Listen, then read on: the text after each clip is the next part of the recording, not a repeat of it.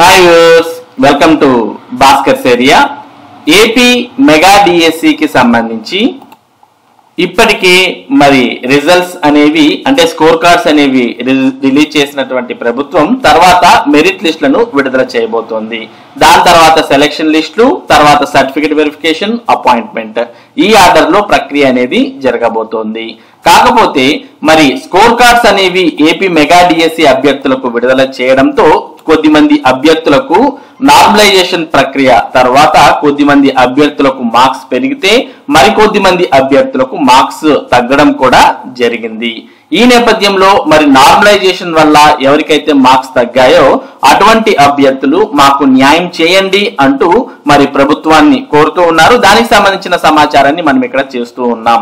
మాకు న్యాయం చేయండి, వేరు మధ్యమాల పేపర్లకు కలిపి ఒకే విధంగా నార్మలైజేషన్, దీనివల్ల తీవ్రంగా నష్టపోతున్నాం. డిఎస్సి రాసిన అభ్యర్థుల ఆవేదన, నిబంధనలు పాటించామంటున్న కన్వీనర్.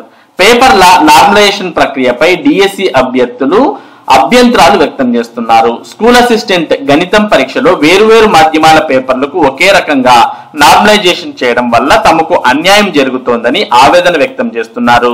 డిఎస్సి పరీక్షల్లో భాగంగా జూన్ 12న స్కూల్ అసిస్టెంట్ గణితం పరీక్ష జరిగింది. ఉదయం సెషన్ లో తెలుగు మీడియం అభ్యర్థులకు పరీక్ష నిర్వహించగా 20,254 మంది రాశారు. మధ్యాహ్నం తెలుగుతో పాటు కన్నడ, ఒడియా, తమిళం, ఉర్దూ మీడియంలకు కలిపి పరీక్ష జరిగింది.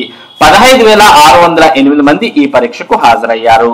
కాగా 2 సెషన్లలో తెలుగు మీడియం అభ్యర్థులు పరీక్ష రాయడంతో అందరికీ కలిపి మార్కులు నార్మలైజేషన్ చేశారు. దీంతో మధ్యాహ్నం సెషన్ లో పరీక్ష రాసిన తెలుగు మీడియం అభ్యర్థులకు ఏకంగా 5-6 మార్కులు పెరిగాయని చెబుతున్నారు. ఒకే మీడియం అభ్యర్థులకు కలిపి నార్మలైజేషన్ చేయాలని, ఇలా వేరువేరు మీడియంలకు చెందిన పేపర్లను కలిపి చేయడం వల్ల తమకు అన్యాయం జరుగుతోందని ఆవేదన వ్యక్తం చేస్తున్నారు.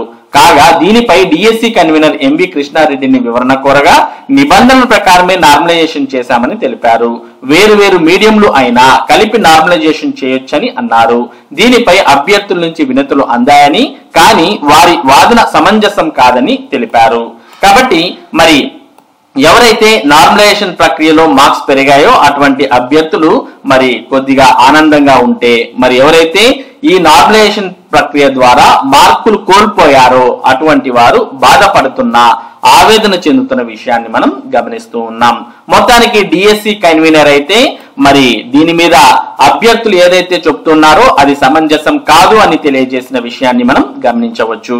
మరి ఇది నార్మలైజేషన్ కు సంబంధించినటువంటి ముఖ్యమైన సమాచారం.